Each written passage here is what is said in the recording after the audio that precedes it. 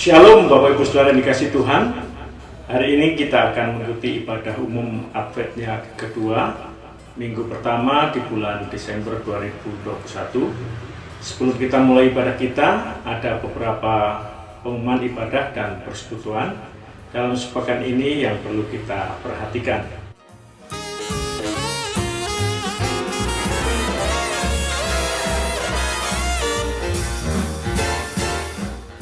Persekutuan doa pada hari Selasa pukul 18.00 melalui Google Meet. Link akan dibagikan di WhatsApp grup gereja. Mohon semua jemaat bisa mengikuti persekutuan doa ini. Untuk ibadah persekutuan Komisi Dewasa, Jumat ini tidak ada. Ibadah Komisi Pemuda Remaja pukul 17.00 melalui Google Meet. Link akan dibagikan melalui WhatsApp grup Komisi Pemuda Remaja. Dimohon semua pemuda remaja bisa mengikuti ibadah ini. Ibadah Komisi Anak pukul 9 pagi di hari Minggu melalui YouTube Immanuel Kids dan Google Meet. Link akan dibagikan melalui WhatsApp Immanuel Kids. Mohon pada para orang tua untuk mendorong putra-putrinya supaya mengikuti ibadah Komisi Anak. Ibadah umum minggu depan adalah ibadah Advent yang ketiga dengan tema Tuhan yang Membaharui, yang akan dilayani oleh Ibu Evangelis Sondang Silaban dari Pontianak. Ibadah masih dengan online dan dapat diakses melalui YouTube Gereja Pantekosta Immanuel Pasuruan mulai jam 6 pagi. Diharapkan jemaat yang telah mengikuti ibadah untuk mengirimkan absensi melalui WhatsApp komisi atau WhatsApp gereja.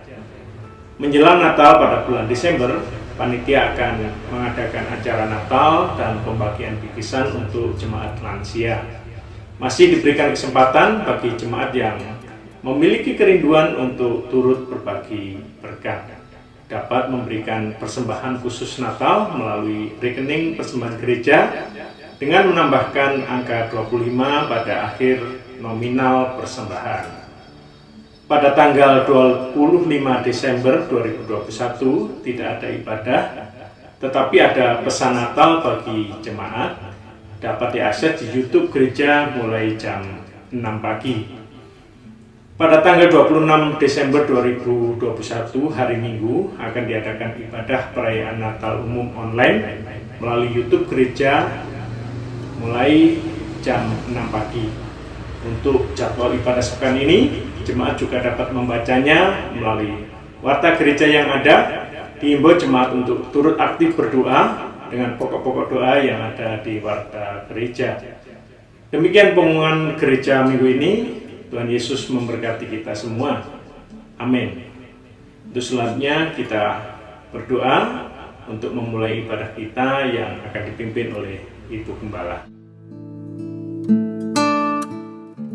Mari jemaat yang dikasihi Tuhan, saya mengundang kita semua bangkit berdiri. Kita akan mengawali ibadah kita pada hari ini. Kita satu di dalam doa. Bapa, kami mengucap syukur kalau kami boleh sampai di minggu Advent yang kedua pada hari ini. Kami boleh datang di hadapan Tuhan sekali lagi di dalam ibadah kami. Tuhan, kami mengucap syukur buat kasih setia anugerah Tuhan yang Tuhan limpahkan dalam kehidupan kami. Terima kasih kalau sampai pada hari ini kami masih boleh dalam keadaan yang sehat. Kami boleh datang di hadapan Tuhan sekali lagi di dalam ibadah kami. Bapa, sebelum kami lebih lanjut masuk di dalam ibadah kami mau mengakui segala dosa dan kesalahan kami di hadapan Tuhan. Bapa, murnikanlah kami, mampukan kami sungguh-sungguh boleh datang dengan hati yang bersih di hadapan Tuhan. Kami mau mengakui segala kesalahan ketika kami tidak berhasil melakukan kehendak Tuhan dalam kehidupan kami. Bapa, kami datang mengaku di hadapan Tuhan. Engkau kiranya yang mau mengampuni segala dosa dan kesalahan kami dan memampukan kami Tuhan. Pada hari ini kami boleh datang di hadapan Tuhan. Bapa, kami menyerahkan ibadah kami Tuhan, dari awal hingga pada akhirnya ke dalam tangan penyertaan Tuhan. Biar Engkau yang beracara di tengah-tengah kami, mampukan kami sungguh-sungguh berfokus hanya kepada Tuhan, sehingga ibadah ini boleh menyenangkan hati Tuhan. Kami menyerahkan ibadah kami ini hanya di dalam nama Tuhan kami, Tuhan Yesus Kristus. Amin. Saudara dipersilakan untuk duduk kembali. Shalom Bapak Ibu Saudara sekalian dalam Tuhan. Biasanya kita akan memuji muliakan nama Tuhan. Mari kita siapkan hati kita bulan Desember. Mari kita persiapkan diri kita.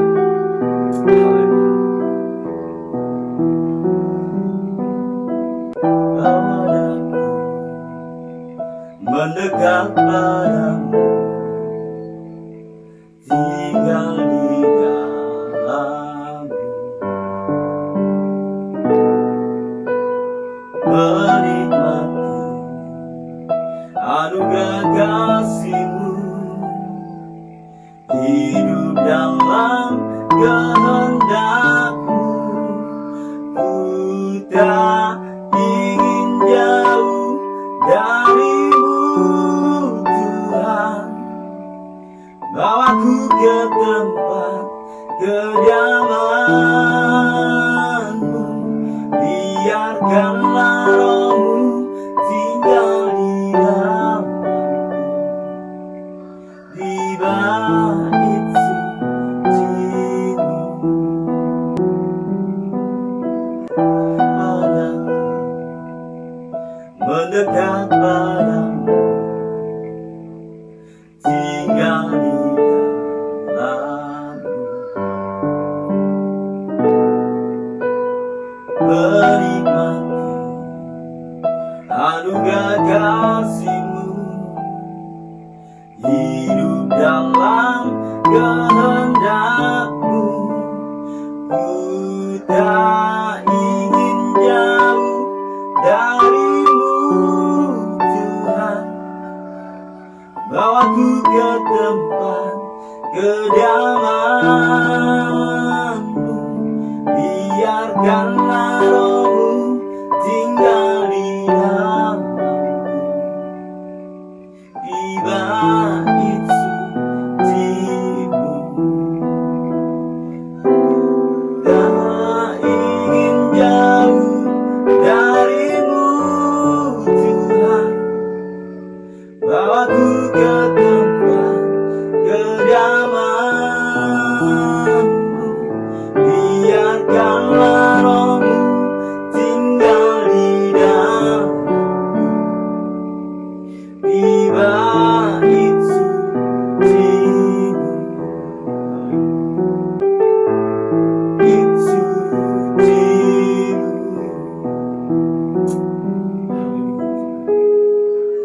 Haleluya. Semuanya sudah mengikuti. Mari kita bersiap dengan sungguh-sungguh memasuki bulan Roh Kudus. Mari kita sembah Dia. Haleluya. Haleluya Yesus. Kami sembah Kau, kami tinggikan Kau, kami muliakan Kau. Haleluya. Haleluya. Haleluya. Haleluya. Haleluya. Terima kasih Tuhan. Terima kasih Tuhan. Masuk ruang Maha Kudus dengan darah Anak Domba. Ku masuk dengan hati tulus, menyembah Yang Maha Kuasa.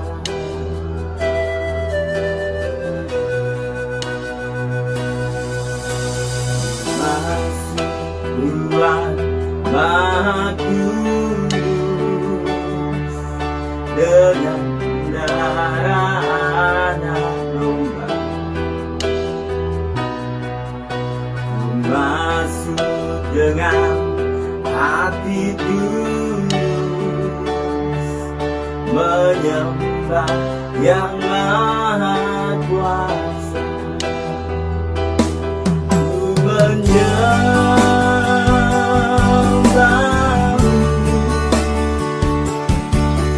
ku sembah-Mu,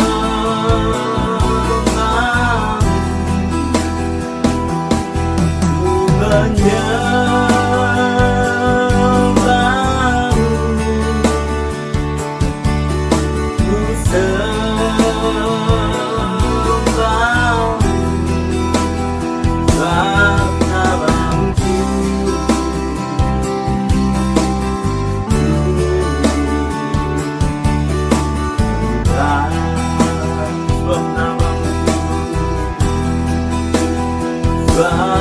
namamu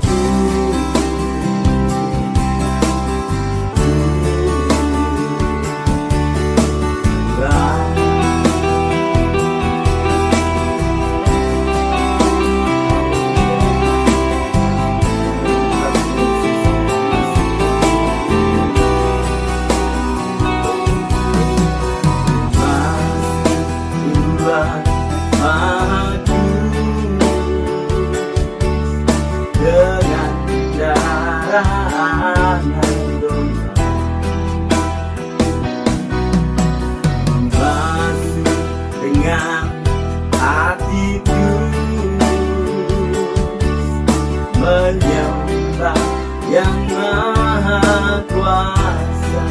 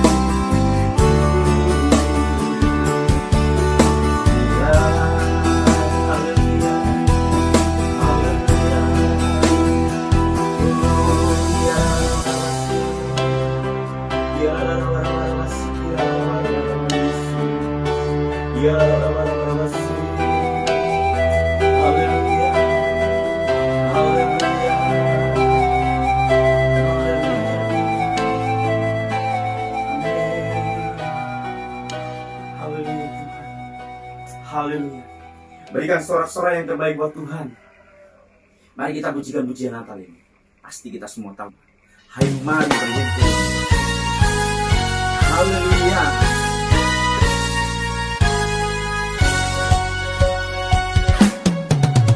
Hai mari berhimpun dan bersukaria, turut semua ke Betlehem. Marilah pandang Tuhan balas surga, sembah dan puji Dia, sembah dan puji Dia, sembah dan puji Dia, Sang Raja. Bila kamu tentara malaikat, turutlah bernyanyi manusia. Pujilah Tuhan, Juru Selamat dunia, sembah dan puji Dia, sembah dan puji Dia, sembah dan puji Dia, ada Raja dan puji Dia, Sang Raja. Terang yang ilahi, Allah yang sejati, telah turun menjadi menjadi manusia. Allah sendiri dalam rupa insan, sembah dan puji Dia, sembah dan puji Dia, sembah dan puji Dia, Sang Raja. Mari berhimpun dan bersukaria, turut semua ke Betlehem. Marilah pandang Tuhan balas surga dan puji Dia, sembah dan puji Dia, sembah dan puji Dia, Sang Raja. Sembah dan puji Dia, sembah dan puji Dia, Sang Raja. Sembah dan puji Dia, Sang Raja. Haleluya. Berikan sorak-sorai yang terbaik buat Tuhan. Berikan sorak-sorai yang terbaik buat Tuhan. Mari kita pujikan, tak pernah ku ragu akan kesetiaan. Haleluya. Haleluya Tuhan.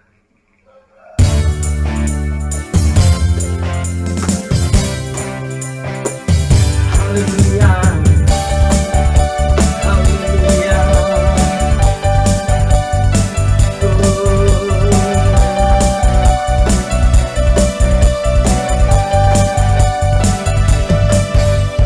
Tak pernah ku ragu akan kesetiaanmu.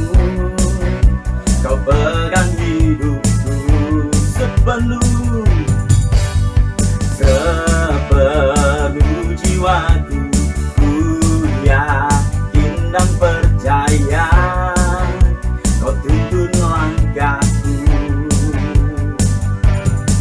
Yesus, Kaulah Raja dalam hidupku, berkuasa berjaya untuk selamanya.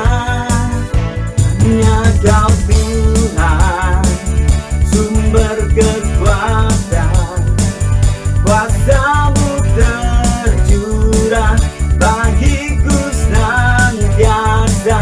Dengan-Mu Tuhan, ku kan berjalan dari kemuliaan sampai kemuliaan. Haleluya, haleluya, haleluya.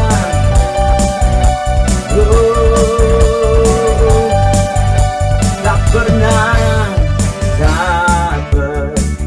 ku ragu akan kesetiaanmu. Kau pegang hidupku sepenuh jiwaku.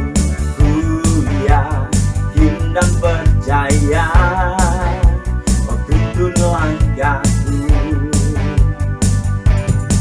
Yesus, Kaulah Raja dalam hidupku, berkuasa berjaya untuk selamanya.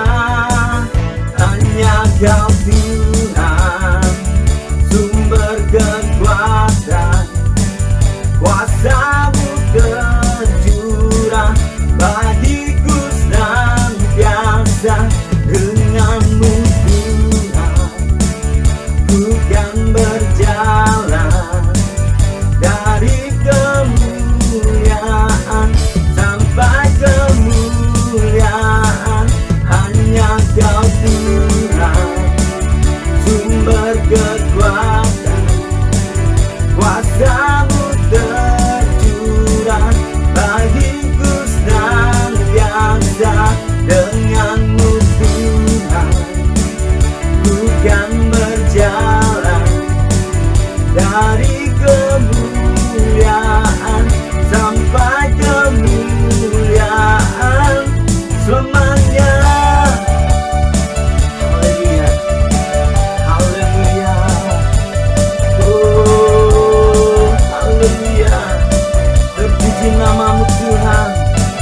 Haleluya. Amin. Haleluya. Berikan sorak-sorai yang terbaik buat Tuhan. Haleluya.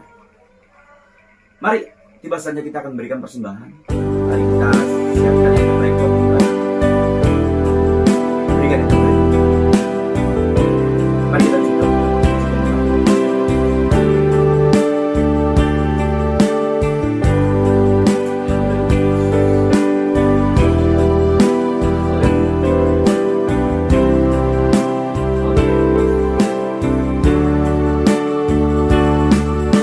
Dengan berjanda siap dibantu, demikian hidupku di tanganmu.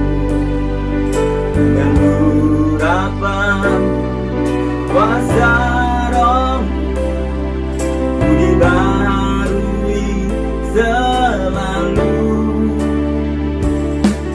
Jadikan ku Allah dalam rumah-Mu, inilah hidupku di tangan-Mu. Bentuklah seluruh kehendak-Mu, pakailah sesuai rencana-Mu.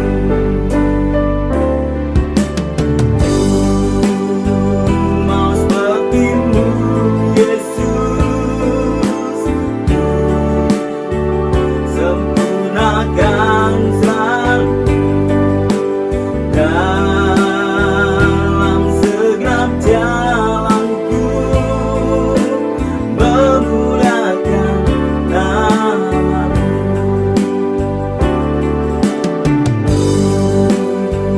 Mau seperti-Mu, Yesus,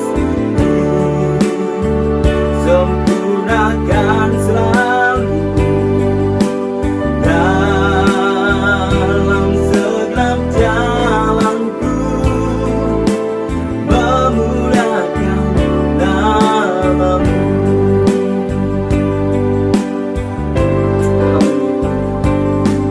Bagaikan berjanda siap dibantu, demikian hidupku di tangan-Mu.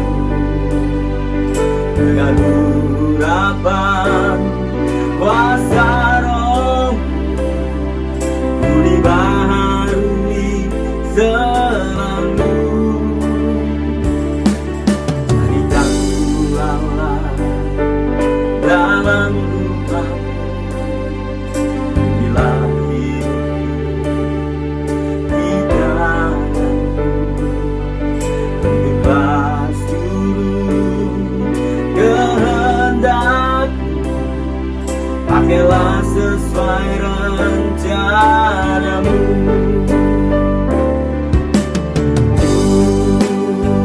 Mau seperti-Mu, Yesus, sempurnakan selalu dalam segenap jalanku, memuliakan nama-Mu.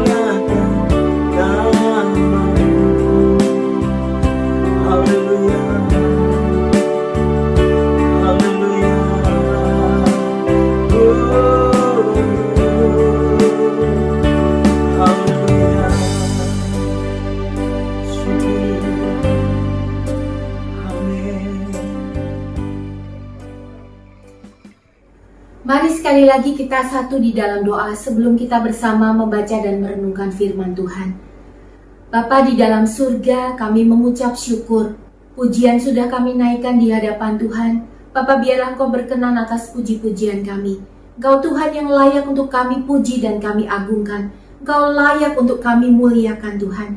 Dan biarlah pada hari ini Tuhan, kami juga mempersiapkan hati kami. Kami mau belajar firman Tuhan. Mampukan kami mengerti kebenaran firman Tuhan, sehingga sungguh hidup kami diperbaharui, hidup kami dimurnikan, sehingga kami boleh semakin serupa dengan gambaran anak-Mu, seperti yang Kau kehendaki dalam kehidupan kami. Kami menyerahkan waktu ini, biar Engkau Roh Kudus menguasai hati kami sepenuhnya, memampukan kami bukan hanya sekedar belajar dan menikmati firman yang disampaikan, tetapi kami terlebih lagi mau melakukan kebenaran firman Tuhan ini di dalam kehidupan kami. Menyerahkan waktu ini ke dalam tuntunan Tuhan, Tuhan yang menolong setiap kami. Hanya di dalam nama Tuhan kami, Tuhan Yesus Kristus, kami berdoa. Amin. Saudara dipersilahkan untuk duduk kembali. Saudaraku, hari ini kita akan belajar satu kebenaran firman Tuhan dengan tema Tuhan yang memurnikan. Minggu yang lalu kita sudah belajar bagaimana Tuhan yang memulihkan. Dan hari ini kita akan belajar Tuhan juga yang memurnikan hidup kita. Saya mengundang kita semua membuka dan membaca kitab Maleaki pasal yang ketiga. Kita akan membaca ayatnya yang pertama sampai ayat yang keempat. Kitab Maleaki, kitab terakhir dari perjanjian lama. Kita akan membaca pasalnya yang ketiga, ayat yang pertama sampai ayat yang keempat. Bapak Ibu Saudara bisa membaca di Alkitab masing-masing. Saya akan membacakan bagi kita sekalian. Demikianlah firman Tuhan. Lihat, aku menyuruh utusanku, supaya ia mempersiapkan jalan di hadapanku. Dengan mendadak Tuhan yang kamu cari itu akan masuk ke baitnya. Malaikat perjanjian yang kamu kehendaki itu, sesungguhnya ia datang, firman Tuhan semesta alam. Siapakah yang dapat tahan akan hari kedatangannya? Dan siapakah yang dapat tetap berdiri apabila ia menampakkan diri? Sebab ia seperti api tukang pemurni logam, dan seperti sabun tukang penatu. Ia akan duduk seperti orang yang memurnikan dan mentahirkan perak, dan ia mentahirkan orang Lewi, menyucikan mereka seperti emas dan seperti perak, supaya mereka menjadi orang-orang yang mempersembahkan korban yang benar kepada Tuhan. Maka persembahan Yehuda dan Yerusalem akan menyenangkan hati Tuhan, seperti pada hari-hari dahulu kala, dan seperti tahun-tahun yang sudah. Amin. Sedemikian pembacaan firman Tuhan. Yang berbahagia ialah kita yang bukan hanya sekedar membaca firman, tetapi juga yang merenungkan, bahkan kemudian melakukannya dalam kehidupannya. Bapak Ibu Saudara yang dikasihi Tuhan, beberapa waktu yang lalu ada seorang sahabat saya yang bercerita kalau dia sedang sangat resah. Resah karena apa? Karena melihat perkembangan dari anak-anak usia remaja sekarang. Resah karena sahabat saya ini juga punya anak di usia remaja, dan dia melihat bagaimana pergaulan, pembicaraan, bahkan tantangan yang dihadapi oleh anak-anak remaja sekarang berkaitan dengan tontonan mereka yang tidak pantas, kebiasaan bicara kotor dan kasar. Tapi yang paling meresahkan bukan itu. Yang paling meresahkan bagi sahabat saya ini adalah karena mereka itu selalu dipuji sebagai anak-anak yang baik, anak-anak yang taat beribadah dan menurut di hadapan orang tuanya. Sedangkan ketika mereka ada bersama-sama dengan teman-temannya, mereka menjadi pribadi yang 180 derajat berkebalikan dengan ketika mereka ada di rumah. Tetapi ketika mereka melakukannya bersama dengan teman-temannya, mereka tidak ada rasa bersalah sedikit pun. Bapak Ibu Saudara, waktu mendengar cerita ini saya pun merasa ini hal yang serius. Ketika seseorang terbiasa hidup di dalam dua dunia yang berbeda dan tidak merasa ada yang salah dari sana, maka kemunafikan itu menjadi hal yang biasa saja. Bahkan orang tidak akan merasa ada yang salah ketika mereka melakukan yang tidak benar. Bapak Ibu Saudara, hal ini menjelaskan mengapa ada begitu banyak orang yang taat beribadah. Bahkan kemudian mereka hidup di dalam pelayanan. Namun juga didapati mereka bisa melakukan dosa-dosa yang mengerikan. Bahkan hati nurani mereka sudah tidak bekerja untuk menyatakan kesalahan yang mereka lakukan. Kerohanian hanya seperti baju saja yang bisa dipakai dan ditanggalkan kapanpun mereka mau. Ini bisa dikatakan sebagai kehidupan kerohanian tanpa Tuhan di dalamnya. Pada kenyataannya ada begitu banyak orang yang hidup seolah-olah di dalam kemasan rohani yang baik, tetapi sesungguhnya tanpa relasi yang nyata dengan Tuhan. Kebenaran menjadi satu wacana tanpa kemudian mengubah perilaku mereka. Bapak Ibu Saudara, tampaknya ini yang Tuhan lihat menjadi hal yang serius yang dihadapi oleh umat Tuhan pada masa Maleaki melayani. Maleaki hidup sejaman dengan Nehemia. Dia melayani kaum Yehuda yang sudah pulang dari pembuangan. Sangat disayangkan Bapak Ibu Saudara, ketika Tuhan mengembalikan mereka ke negeri mereka dari pembuangan yang sekian lama itu. Bahkan kemudian mereka bisa kembali mendirikan kota mereka, mendirikan tembok, bahkan bait suci sudah didirikan. Tapi kemudian dalam perjalanannya yang menyedihkan adalah mereka kemudian melakukan lagi dosa-dosa lama yang mereka lakukan, yang bahkan justru lebih mengerikan di hadapan Tuhan. Yang jauh lebih menyedihkan adalah mereka tidak menyadari dosa dan kesalahan mereka itu di hadapan Tuhan. Bahkan tidak merasa bermasalah dengan dosa yang mereka lakukan. Apa saja dosa yang mereka lakukan di hadapan Tuhan?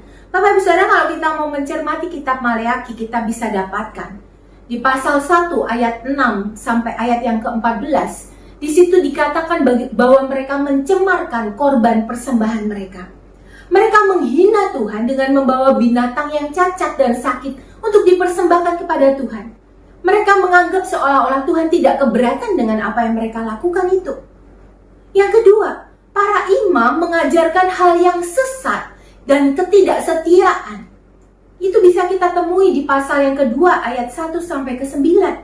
Bapak Ibu Saudara, para imam ini mengajarkan hal yang berbeda dengan kebenaran kitab suci. Bahkan kemudian ibadah mereka justru menjauhkan mereka dari hadirat Tuhan. Yang ketiga Bapak Ibu Saudara, di pasal 2 ayat 10 sampai 16 kita bisa dapati catatan bahwa terjadi perkawinan campur dan perceraian di kalangan orang Yehuda. Orang Yehuda menjalankan kawin campur dengan orang yang tidak percaya. Bahkan kemudian mereka menceraikan istri masa muda mereka dan hidup di dalam nafsu yang cemar. Dan hal yang keempat Bapak Ibu Saudara, di pasal selanjutnya dari pasal ini, di pasal 3 ayat 6 sampai 12, kita bisa melihat bagaimana mereka mengabaikan persepuluhan. Mereka mencoba menipu Tuhan dengan mengambil hak milik Tuhan bagi mereka sendiri. Bapak Ibu Saudara, kalau kita lihat dari apa yang diuraikan melalui kitab Maleaki ini, kita bisa lihat bahwa umat Tuhan tidak lagi berlaku sebagai umat Tuhan yang sesungguhnya. Mereka hidup sama seperti orang-orang yang tidak mengenal Tuhan. Namun anehnya sekalipun begitu, mereka tidak merasa bersalah. Kalau kita melihat di pasal yang kedua ayat yang ke-17, di situ dikatakan demikian. Kamu menyusahi Tuhan dengan perkataanmu, tetapi kamu berkata, dengan cara bagaimana kami menyusahi Dia? Dengan cara kamu menyangka setiap orang yang berbuat jahat adalah baik di mata Tuhan. Kepada orang-orang yang demikianlah Ia berkenan. Atau jika tidak, orang-orang itu berkata, di manakah Tuhan yang menghukum? Bapak Ibu Saudara, mereka tidak lagi percaya kalau Tuhan akan bertindak kepada dosa yang mereka lakukan. Mereka merasa baik-baik saja karena Tuhan diam dan dianggap tidak melakukan apa-apa ketika mereka melakukan pelanggaran di hadapannya. Bahkan kemudian mereka berpikir dalam hati mereka kalau Tuhan setuju dengan dosa yang mereka lakukan. Ini satu kondisi kerohanian yang mengerikan dan serius Bapak Ibu Saudara. Secara lahiriah, tampaknya mereka melakukan ibadah mereka seperti biasanya. Bahkan mungkin kalau diibaratkan dengan gambaran zaman sekarang Bapak Ibu Saudara, mungkin mereka adalah orang-orang yang suka update status dengan ayat-ayat, dengan lagu-lagu pujian. Mereka aktif bahkan dalam kegiatan yang berbau rohani. Tapi kelakuan mereka tidak menunjukkan hal yang sama. Orang tidak lagi peka dengan dosa karena mereka hidup bersama-sama dengan dosa. Karena cara berpikir bangsa ini, maka Maleaki diutus untuk menyampaikan kebenaran ini. Dengan mendadak dikatakan di pasal ketiga ayat yang pertama. Dengan mendadak Tuhan yang kamu cari itu akan masuk kebaiknya. Malaikat perjanjian akan datang kepada mereka. Bapak Ibu Saudara, tulisan malaikat perjanjian dalam bagian ini menggunakan huruf besar semua. Ini menunjukkan malaikat perjanjian yang dimaksud adalah Tuhan itu sendiri. Yesus akan datang kepada umatnya. Kedatangannya akan dipersiapkan oleh seorang utusan yang mempersiapkan jalan di depannya. Dan ini merujuk pada nubuat tentang Yohanes Pembaptis yang akan menjadi pembuka jalan bagi Yesus. Apa yang dilakukan oleh pembuka jalan? Dia akan menyerukan seruan pertobatan. Karena itulah kita lihat bagaimana Yohanes menyerukan seruan pertobatan. Karena kerajaan Allah dikatakan sudah dekat. Hal yang paling dibutuhkan oleh seorang manusia adalah kesadaran mereka akan dosa dan kesalahan mereka di hadapan Tuhan. Mereka perlu bertobat dan mereka perlu untuk berjumpa secara pribadi dengan Tuhan. Bapak Ibu Saudara, Yohanes tidak muncul dari kalangan ahli Taurat atau orang Farisi atau para imam yang keluar dari bait Allah. Meskipun ayah Yohanes, Sakaria, adalah seorang imam yang pasti adalah keturunan Lewi, tetapi Yohanes dikhususkan oleh Tuhan sebagai nasir yang hidup jauh dari atribut rohani yang kaku pada waktu itu. Manusia membutuhkan pertobatan yang sesungguhnya, bukan formalitas agama. Manusia membutuhkan Tuhan, bukan sekedar ritual agama. Di hadapan Tuhan, dosa selalu menjadi satu masalah yang serius. Sehingga dari masa ke masa, Tuhan mengutus nabi-nabinya untuk menyerukan pertobatan. Namun kita lihat bagaimana manusia menolak utusan-utusan Tuhan tersebut. Firman Tuhan tidak lagi dihargai. Manusia tidak mau hidup dalam kebenaran. Dan inilah yang membuat Tuhan harus hadir sendiri. Tuhan harus datang sendiri. Dan kehadiran Tuhan digambarkan dalam kitab Maleaki ini sebagai satu kehadiran yang radikal. Di ayat 2 dikatakan, siapakah yang dapat tahan akan hari kedatangannya? Siapakah yang dapat tetap berdiri ketika dia datang? Bapak Ibu Saudara, ketika Tuhan datang, maka orang-orang yang berdosa tidak akan tahan berdiri di hadapan Tuhan. Tuhan digambarkan dalam bagian ini seperti pemurni logam yang memurnikan perak dan emas. Bapak Ibu Saudara pernah melihat orang memurnikan perak atau emas? Bagaimana perak atau emas itu dimurnikan? Bongkahan perak atau emas itu diletakkan di tengah-tengah api yang sangat panas, sehingga terpisah dari benda-benda lain yang menempel dan melekat pada logam tersebut. Tuhan akan bertindak seperti itu. Bahkan Bapak Ibu Saudara, kemudian Tuhan juga digambarkan bertindak seperti penatu yang membersihkan noda-noda pada kain dengan sabun. Ini adalah satu tindakan yang sangat tegas dari Tuhan. Dia akan membersihkan dosa dari umatnya. Dosa-dosa yang keji di hadapan Tuhan. Bapak Ibu Saudara, inilah yang dikerjakan Tuhan dalam diri manusia. Tuhan tidak pernah main-main dengan dosa. Ketidaktaatan manusia kepada hukum Tuhan membawa mereka harus mengalami pemurnian kembali, sehingga mereka bisa kembali berkenan di hadapan Tuhan. Ayat keempat mengatakan, maka persembahan Yehuda dan Yerusalem akan menyenangkan hati Tuhan, seperti pada masa-masa dahulu kala, dan seperti tahun-tahun yang sudah-sudah. Jemaat yang dikasihi Tuhan, pemurnian memang keras dan menyakitkan. Tapi kalau kita melihat bagaimana perak atau emas dimurnikan, Bapak Ibu Saudara, ketika perak itu ditaruh dalam api, pemurni perak tidak akan membiarkan perak itu ada di dalam api begitu saja. Dia akan mengawasi perak itu dengan baik, karena jika dibiarkan, perak itu juga akan meleleh dan jatuh kemudian hilang.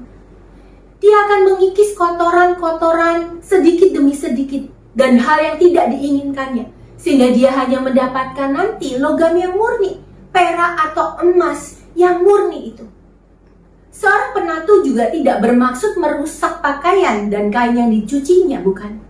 Sabun yang dipakai juga dimaksudkan untuk menggelontorkan semua kotoran yang melekat pada kain atau pakaian tersebut. Mungkin dia akan menyikat, mengucek dengan keras bagian-bagian yang bernoda. Dan jika kain itu bisa merasakan, pasti itu satu proses yang sangat menyakitkan. Tapi hal itu dilakukan supaya noda-noda itu hilang. dan pakaian atau kain itu kembali bersih. Bapak Ibu Saudara, Tuhan memang akan membersihkan kita dari kotoran dan noda dosa kita. Dan proses itu pasti sangat menyakitkan bagi kita. Tapi ingat satu hal, Dia melakukan itu semua karena Dia mengasihi kita. Dia menghendaki kita kembali kepada posisi semula, seperti yang Dia maksudkan ketika Dia menciptakan setiap kita. Bapak Ibu Saudara, apa yang terjadi pada Yehuda juga terjadi pada umat Tuhan pada masa sekarang. Banyak orang Kristen yang hidup di dalam dua dunia, senang dan gemar dalam pelayanan, tapi juga tetap hidup berkanjang dengan dosa-dosa mereka.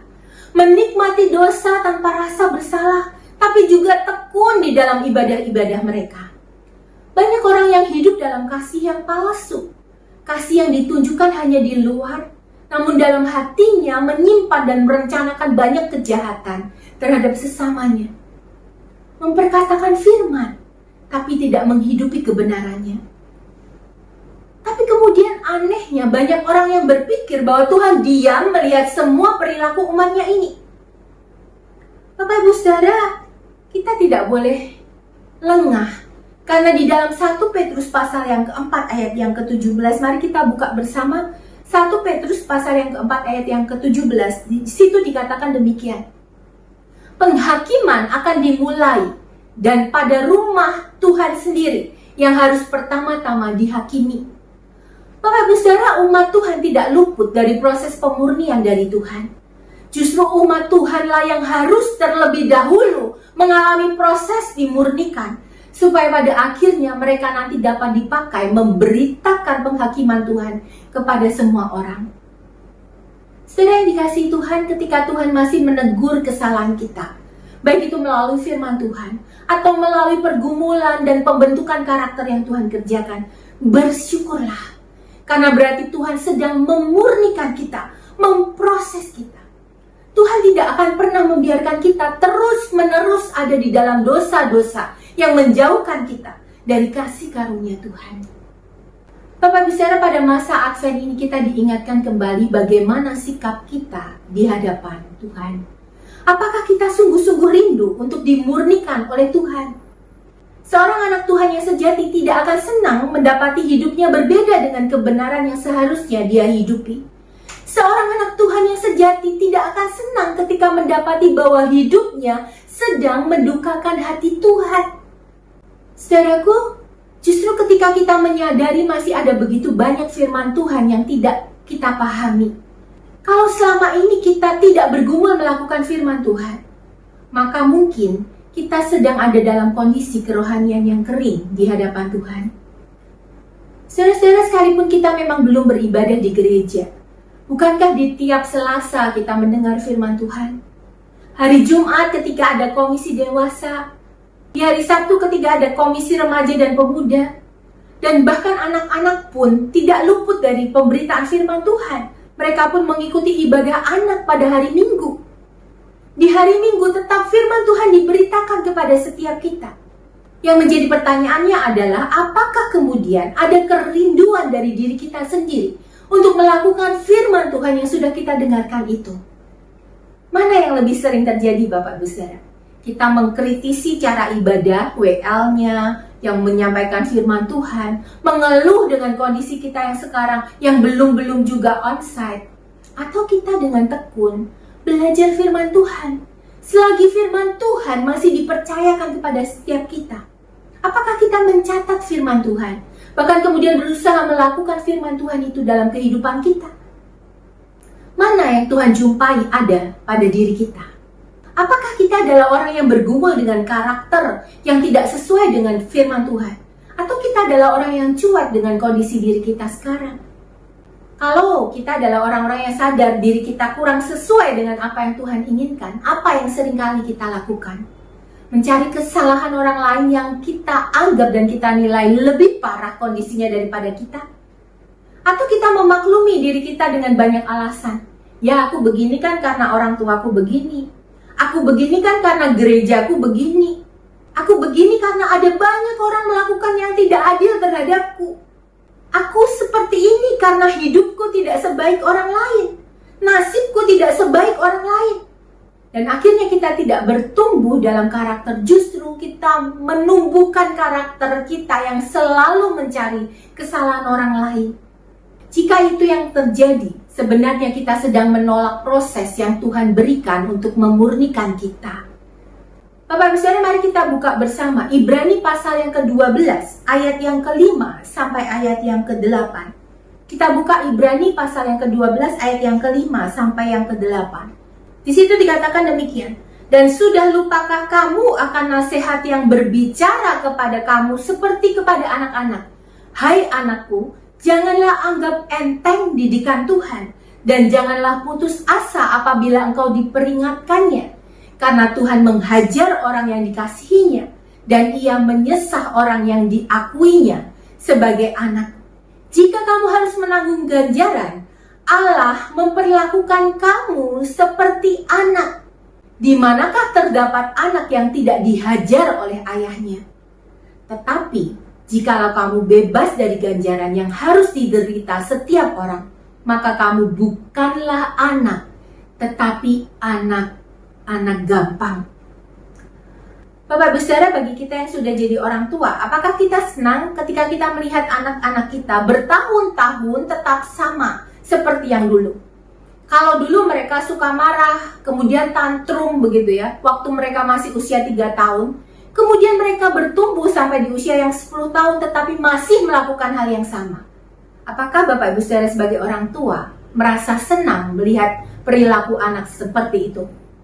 Apakah itu dinilai sebagai hal yang wajar? Tentu tidak, bukan? Sebagai orang tua, kita ingin anak kita bertumbuh seiring dengan usianya. Dia bisa bertumbuh menjadi lebih baik dari sebelumnya. Dan percayalah Bapak Ibu Saudara, inilah yang Bapa di surga sedang harapkan terjadi pada diri kita. Kalau Tuhan memperlakukan kita sebagai anak, maka jangan heran kalau Dia juga mendidik dan memproses kita. Dia memurnikan hati kita supaya kita menjadi serupa dengan gambaran yang Dia berikan bagi setiap kita. Bapak Ibu Saudara, kalau anak kita sudah sesuai dengan apa yang kita harapkan, bukankah kita tidak mungkin marah-marah terus kepada dia? Tidak mungkin kita menegur dia berkali-kali, bukan? Jika kita masih dalam proses, apa yang seharusnya kita lakukan dalam proses yang Tuhan kerjakan? Bagaimana sikap kita seharusnya di hadapan Tuhan, Bapak Ibu Saudara? Dalam Ibrani pasal 12 yang tadi kita baca, di ayat yang ke-9 sampai ayat yang ke-11 dikatakan selanjutnya. Dari ayah kita yang sebenarnya kita beroleh ganjaran, dan mereka kita hormati. Kalau demikian, bukankah kita harus lebih taat kepada Bapa segala roh, supaya kita boleh hidup? Sebab mereka mendidik kita, orang tua kita mendidik kita ya, dalam waktu yang pendek, sesuai dengan apa yang mereka anggap baik. Tetapi Dia, Tuhan itu, menghajar kita untuk kebaikan kita, supaya kita beroleh bagian dalam kekudusannya.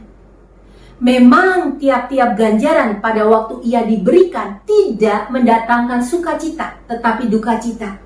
Tetapi kemudian ia menghasilkan buah kebenaran yang memberikan damai kepada mereka yang dilatih olehnya. Bapak Ibu Saudara, kalau kepada ayah kita di dunia kita belajar taat dan menghormati didikannya, maka bukankah terlebih lagi seharusnya sikap kita terhadap Bapa yang di surga? Kita harus lebih taat karena Dialah Bapa kita itu yang sesungguhnya memberikan kehidupan kepada kita. Kalau orang tua di dunia dalam keterbatasan dan ketidaksempurnaan mereka saja berusaha mendidik kita, tujuannya supaya kita bertumbuh menjadi lebih baik. Meski harus kita akui Bapak Ibu Saudara ya, ada banyak orang tua yang salah mendidik anaknya. Bukannya jadi baik, mungkin anak-anaknya malah jadi anak yang manja dan sebagainya. Tetapi sekalipun demikian, bukankah kita diajar untuk tetap menghormati ayah dan ibu kita di dunia ini? Bagaimana seharusnya sikap kita terhadap Bapa kita yang maha sempurna itu? Bapa kita yang sempurna itu pasti mendidik kita dengan tujuan untuk kebaikan kita. Karena Dia benar-benar tahu apa yang terbaik bagi setiap kita. Namun bukankah justru kita seringnya mempertanyakan apa yang Tuhan kerjakan dalam hidup kita? Kita menolak proses yang Tuhan kerjakan itu. Kita sering meragukan rencana Tuhan. Bahkan kita tidak jarang merasa lebih tahu apa yang terbaik bagi diri kita sendiri dibandingkan dengan Tuhan. Bapak Ibu Saudara, pernah satu kali ada seorang anak pemudi datang kepada saya kemudian berkata, "Tolong doakan saya, C. Saya punya rencana untuk bekerja di sini." Dia menyebutkan satu tempat pekerjaan. "Doakan ya supaya Tuhan tolong dan saya diterima." Saya kemudian bertanya kepada anak ini, "Kenapa kamu pilih tempat pekerjaan itu?" Dia menjawab, "Karena gajinya lumayan, karena banyak teman berkata itu tempat yang bergengsi, dan berbagai alasan yang lainnya. Kalau di sana status sosial bisa agak naik." Kemudian saya bertanya kepada dia, "Kita berdoanya supaya terjadi sesuai kehendak Tuhan ya?" "Oh iya, benar." "Oke, kalau misalnya Tuhan bilang itu bukan tempatmu, berarti kita berdoanya supaya kamu tidak diterima di situ ya?" "Loh, ya jangan gitu, C. Doakan supaya diterima saja." "Loh, katanya sesuai kehendak Tuhan." Ya menurut saya itu tempat yang terbaik sih, C. Tempat itu yang terbaik buat saya. Makanya saya minta didoakan supaya Tuhan menolong menerima saya di tempat itu." Bapak Ibu Saudara, berapa banyak dari kita seperti pemudi ini? Kita tahu teorinya kalau Tuhan itu tahu yang terbaik buat kita. Tuhan itu pencipta kita. Tentu punya tujuan yang khusus bagi setiap kita. Dia punya rencana dan jalan yang terbaik. Amin. Kita seringkali berkata demikian. Tapi berapa banyak dari kita yang kemudian dengan pemahaman itu sadar sepenuhnya untuk taat kepada proses yang Tuhan berikan? Bapak Ibu Saudara, Yesus yang beberapa minggu lagi akan kita peringati kelahirannya di dunia. Dia bukan hanya sekedar lahir sebagai bayi ke dalam dunia ini. Tetapi tujuan utama dari kehadirannya ke dunia adalah untuk menjadikan kita kembali sebagai milik Bapaknya. Supaya kembali menjadi milik Bapa, kita harus dimurnikan, masuk dalam proses pengudusan yang sesungguhnya setelah Dia mengampuni segala kesalahan dan dosa kita. Sehingga kita didapati bukan hanya sekedar orang-orang yang beragama, tapi kita didapati adalah sungguh-sungguh orang yang menempatkan Tuhan dalam hidup kita. Kita bukan hanya sekedar memperlihatkan moral yang baik dan nilai-nilai yang membuat kita dipuji oleh banyak orang, tapi kita sungguh-sungguh adalah orang yang menghidupi kebenaran yang kita terima dan kita pahami dari Tuhan. Menjadi orang Kristen yang sesungguhnya. Bapak Ibu Saudara, mari di Advent yang kedua ini kita sungguh-sungguh menyerahkan hati kita di dalam proses pemurnian yang Tuhan berikan bagi kita. Dia datang untuk memurnikan kita, mengembalikan kita sesuai dengan tujuan yang Dia buat bagi kita. Kalau selama ini masih dijumpai banyak hal yang tidak benar di hadapan Tuhan, mari kita akui hari ini di hadapan Dia.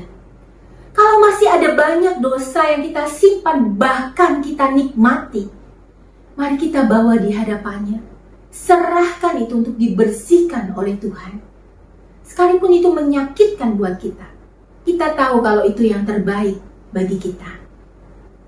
Bapak Ibu Saudara, kalau kita jumpai ada banyak karakter kita yang tidak berkenan di hadapan Tuhan, mari datang di hadapan Dia dan minta Dia memproses kita supaya kita boleh semakin serupa dengan Dia.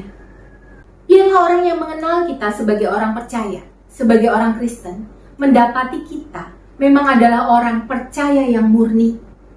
Biarlah dunia tidak sedang resah melihat kehadiran kita sebagai orang percaya. Seperti sahabat yang saya ceritakan di awal khotbah tadi. Orang melihat kekristenan dalam wajahnya yang asli.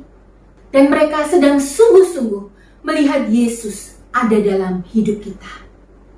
Biarlah Tuhan yang melakukan kita, melakukan kebenaran firman Tuhan ini. Mari Bapak Ibu Saudara, saya mengundang kita sekalian untuk masuk di dalam doa. Saudaraku, di minggu Advent yang kedua ini, mari datang di hadapan Tuhan. datang dan akui segala keterbatasan kita di hadapannya.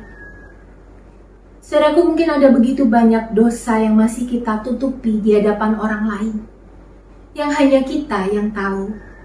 Tetapi ingatlah bahwa Tuhan, Dia tahu akan seluruh keberadaan kita. Dia rindu untuk memurnikan kita. Bapak Ibu Saudara, mari datang di hadapannya. Akui segala dosa dan kesalahan kita di hadapan Tuhan.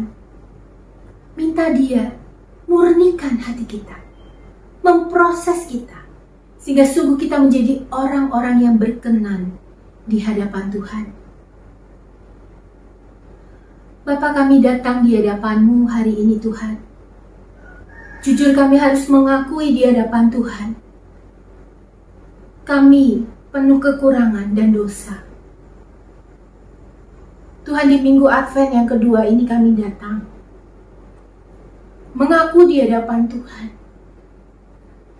Ada begitu banyak hal dalam hidup kami yang tidak sepadan dengan kebenaran yang seharusnya kami munculkan sebagai anak-anak Tuhan. Bapa, ampuni setiap kami Tuhan. Dan hari ini biarlah Engkau mendapati kami adalah anak-anak-Mu yang dengan rela menyerahkan hati dan kehidupan kami untuk menjalani proses pemurnian yang Tuhan kerjakan dalam hidup kami. Tuhan, seruan demi seruan sudah kami dengarkan. Firman Tuhan demi firman Tuhan sudah kami dengarkan. Ajar kepada kami Tuhan, supaya kami bukan sekedar jadi orang yang suka ada di lingkungan orang-orang beriman, tapi kami dijumpai benar-benar adalah orang yang beriman itu sendiri. Tuhan, kami rindu tidak ada seorang pun di antara kami yang Tuhan dapati sebagai orang-orang yang rajin melayani, ada dalam lingkungan rumah Tuhan, tetapi juga rajin melakukan dosa dan kesalahan di hadapan Tuhan. Bapa, kami datang, ampuni setiap kami Tuhan. Bapa, biarlah Engkau melihat setiap hati kami, dan sungguh-sungguh Engkau memproses kami. Di minggu Advent yang kedua ini, arahkan hati kami, sehingga sungguh kami layak untuk menyambut Engkau ketika kami merayakan Natal tanggal 25 Desember nanti. Bapa, kami datang di hadapan Tuhan, juga membawa pergumulan dari bangsa kami ini. Tuhan, Kau yang tahu kondisi di tengah-tengah pandemi seperti sekarang. Tuhan, kami juga mendengar ada varian virus yang baru. Tuhan, kami berdoa mohon belas kasihan Tuhan. Biar Tuhan yang menjagai, memberi hikmat kepada para pemimpin negeri ini, supaya mereka tahu apa yang harus mereka lakukan Tuhan untuk mencegah varian ini masuk ke Indonesia. Tuhan, tolong supaya kami juga bisa menjaga diri kami sedemikian rupa, melakukan tanggung jawab kami Tuhan. Sebagai warga negara, kami bisa melakukan bagian kami dengan baik. Bapa di surga, kami berdoa bagi persiapan Natal di mana-mana tempat. Tuhan, biarlah Engkau yang tolong Tuhan. Engkau yang memberkati setiap anak-anak Tuhan yang mempersiapkan baik itu acara maupun firman-firman Tuhan yang akan disampaikan. Tuhan, biarlah Natal tahun ini Tuhan boleh menjadi satu awal kebangkitan dari orang-orang percaya yang ada di negeri ini Tuhan. Kembali kami boleh mengarahkan hati kami kepada Engkau, menyambut Engkau dalam hidup kami, menyambut Engkau sebagai Tuhan yang mengubahkan hidup kami, sehingga sungguh ada pemulihan yang sejati terjadi di negara kami ini. Terima kasih Bapa. Kami mau menyerahkan juga untuk rencana gereja ke depan Tuhan. Kami mau serahkan semuanya ke dalam tangan Tuhan. Biar Engkau yang tolong gereja ini Tuhan. Sungguh-sungguh Tuhan pakai gereja ini menjadi satu tempat di mana anak-anak Tuhan dimuridkan. Anak-anak Tuhan boleh mendapatkan satu wadah untuk kami boleh bersama-sama bertumbuh ke arah Kristus. Dan kami boleh benar-benar menjadi anak-anak Tuhan yang hidup di dalam kebenaran yang sejati itu. Berkati setiap anak-anak-Mu, setiap pengurus, setiap aktivis yang ada. Bapak, berkati setiap jemaat Tuhan dalam kehidupan pribadi mereka, pekerjaan, keluarga mereka. Bapak, berkati kehidupan mereka. Sungguh-sungguh Engkau jumpai Tuhan anak-anak Tuhan di tempat ini. adalah anak-anak Tuhan yang melakukan kebenaran firman Tuhan. Kami bersyukur buat ibadah yang boleh kami lalui pada hari ini Tuhan. Dari awal hingga pada akhirnya Engkau sudah memberkati kami. Terima kasih buat setiap pujian yang boleh kami naikkan di hadapan Tuhan. Setiap firman yang sudah kami dengar dan kami pelajari pada hari ini. Tuhan, biarlah itu semua boleh membawa kami kembali mengingat kebaikan Tuhan dalam hidup kami. Dan sungguh-sungguh kami diproses menjadi anak-anak Tuhan yang sejati. Berkati setiap anak-anak-Mu yang sudah ambil bagian di dalam pelayanan pada hari ini. Berkati setiap kami yang sudah hadir di dalam ibadah. Dan biarlah Engkau yang mau berkenan atas setiap ibadah kami. Terima kasih Bapak. Dan kami mau mengakhiri ibadah pada hari ini juga dengan doa yang Tuhan ajarkan kepada setiap kami. Bapa kami yang di surga, dikuduskanlah nama-Mu. Datanglah kerajaan-Mu. Jadilah kehendak-Mu di bumi seperti di surga. Berikanlah kami pada hari ini makanan kami yang secukupnya. Dan ampunilah kami akan kesalahan kami, seperti kami juga mengampuni orang yang bersalah kepada kami. Dan janganlah membawa kami ke dalam pencobaan, melainkan lepaskanlah kami daripada yang jahat. Karena Engkaulah yang empunya kerajaan dan kuasa dan kemuliaan sampai selama-lamanya. Amin. Mari saya undang kita semua bangkit berdiri, kita akan menaikkan Bapa terima kasih.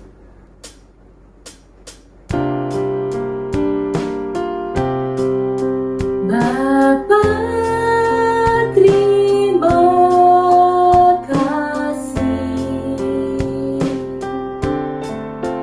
Bapa terima kasih.